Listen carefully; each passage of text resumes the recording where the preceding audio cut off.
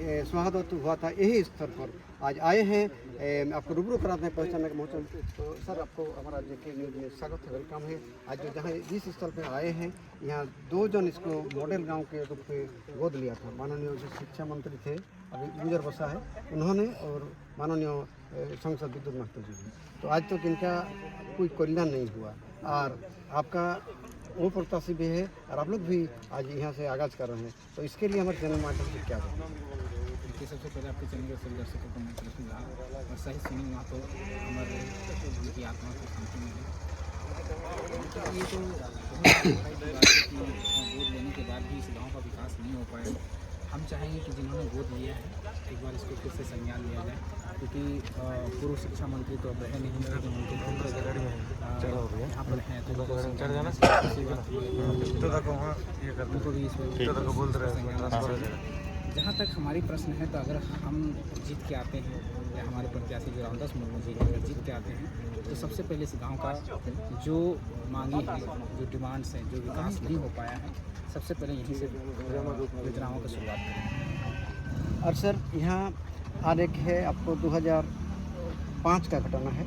यहाँ एक तो बहुत बड़का जो क्या बोलेंगे 1945 में बंद हो गया था, उसका ग्रेनाइट पत्थर बोल के हमने मधु मड़वारी बोल के एक तो बहुत बड़ा क्या बोलूँ ठेकेदार था।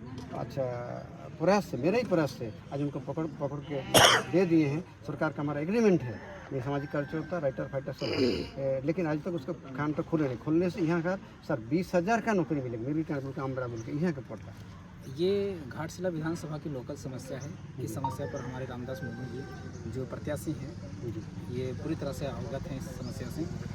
जब भी अगर ये चुन के आते हैं, तो सबसे पहले जो आपकी समस्या है ये खदान खोलने की, इस बात को सदन के पटल पर रखेंगे और जितना जल्दी हो सके सरकार पर प्रेशर बनाएंगे कि इस खदान को खोला जाए, ताकि यहाँ के लोगों को रोजगार मिल सके। और अभी जो सर आप लोग का माने वोट जो कम मिला था 9,000 के आसपास, तो अभी तो हम जितना सुन रहे हैं सभी लोग बोल रहे हैं कि भाई सबको मुर्गा, दारू, पैसा टोटल इसको दिया जा रहा। तो आपका तो फंडिंग नहीं है, और आप लोग माने कैसे इसको आज? देखिए, हम लोग शुरू से जब से 2024 का जब चुनाव लड़े है ना, और ये जो उपचुनाव लड़े, हमेशा हम लोग नीतियों के तहत चुनाव लड़ रहे हैं, सिद्धांतों के तहत चुनाव लड़ रहे हैं, विचारधारा के तहत चुनाव लड़ रहे हैं।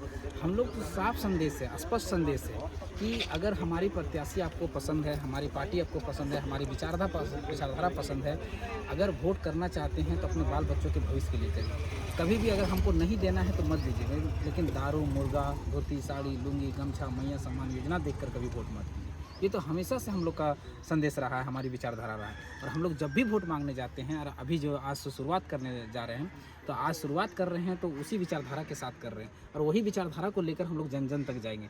ना हम लोग धोती देंगे, ना साड़ी, ना लुंगी, ना गमछा, ना किसी तरह का प्रलोभन देकर हम लोग वोट नहीं लेंगे। हम लोग प्रत्याशी बन के यहाँ उतरे हैं, यहाँ उतारा गया हमारी पार्टी की तरफ से प्रत्याशी।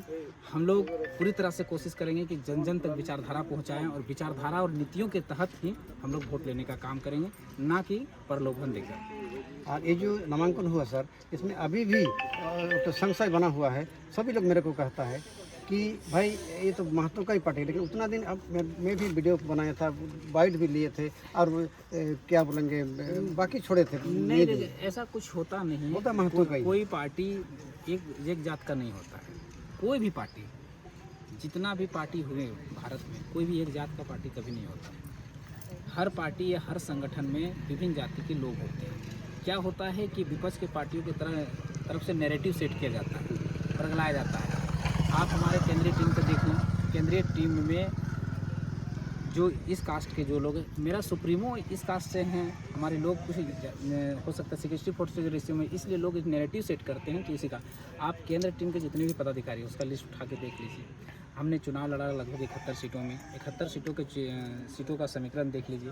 सभी लोगों को टिकट मिला, जब सभी जात, वर्ग, संप्रदाय सभी लोगों को टिकट मिला, किसी के साथ भी, तो फिर ये जात का पार्टी कैसे होगी? दूसरी बात, अगर एक आरजेडी पार्टी है बिहार में, जो लालू यादव जी उसको लीड करते हैं, उसको कभी नहीं कहा गया कि यादव की पार्टी है। उत्तर प्रदेश में मुलायम सिंह जी की पार्टी, उनको कभी नहीं कहा गया कि यादव जी की पार्टी। झारखंड मुक्ति मोर्चा है ना, झारखंड मुक्ति मोर्चा हमेशा से, ये तो बड़े बड़े मंचों में भी कहते हैं कि हम ये करने वाले हैं, तो उसका जो लीडर है, जो उसका सुप्रीमो हेमंत सोरेन जी, कभी जेएमएम को नहीं कहा गया कि आदिवासी की पार्टी है। तो पार्टी कोई जात का होता भी नहीं है, और जो नैरेटिव सेट कर रहा है एकदम गलत तरह से नैरेटिव सेट कर रहा है। अगर जात की पार्टी होती तो सबसे पहले इस पार्टी में उस जात के अलावा कोई एक भी व्यक्ति नहीं होना चाहिए। अगर एक भी व्यक्ति है तो जात का पार्टी कभी नहीं हो सकता, होता भी नहीं। तो सर जी जैसे रेल टिकट हो चुका हुआ तो उसमें सर उसका पहले मेरा भी नाम आ गया था, ये माने जे के लिए जे माने अभी लोग ई पार्टी के अंदर नाम से नोटिस मिला गया। हम पत्रकार हैं तो पत्रकार लेके भी थोड़ा सा ऐसा होना तो नहीं कानून के आधार पर नहीं कहता क्योंकि मैं नेता नहीं। ऐसा होना क्या वास्तविक ठीक है? नहीं, देखिए पत्रकार तो हमेशा निष्पक्षता से होता है, पत्रकार पर तो कार्रवाई नहीं होनी चाहिए, लेकिन अगर होता है तो ये समझिए कि सरकार का कहीं ना कहीं इसमें हाथ होता है, दबाव होता है, प्रेशर होता है पदाधिकारियों पर, इसलिए अगर हुआ होगा। दूसरी बात है सर, मान लीजिए आज पत्रकार का कुछ नहीं मिलता है। दूसरी बात है यहाँ का जो लोक कलाकार वाला हमारा जयराम सर ने उठाया था और उनका साथ दिया था संजीव सरदार ने, तो क्या जीतने के बाद ऐसा वास्तव में कलाकार का देखिए हमारा जो मैनिफेस्टो में है, जब से हमारी पार्टी बनी है और पिछला 2024 का जो चुनाव के मैनिफेस्टो में है, आज भी हम लोग उसी मुद्दे पर, हमारे डुमरी विधायक जयराम कुमार महतो जी हैं, तो आज भी उन्हीं मुद्दों को लेकर सदन में हमेशा बात रखते हैं। और हमारे प्रत्याशी अगर रामदास मुर्मू जी जीत कर यहाँ घाटशिला विधानसभा से जाते हैं तो ये भी वही मुद्दों को वहाँ पर रखेंगे जो मांग हम लोग पहले से लेकर चले हैं। ठीक है सर, धन्यवाद। आपका थोड़ा परिचय बढ़िया से दे दीजिए। मेरा नाम मोतीलाल महतो हुआ और हम पार्टी के वरीय उपाध्यक्ष हुए। धन्यवाद। ठीक।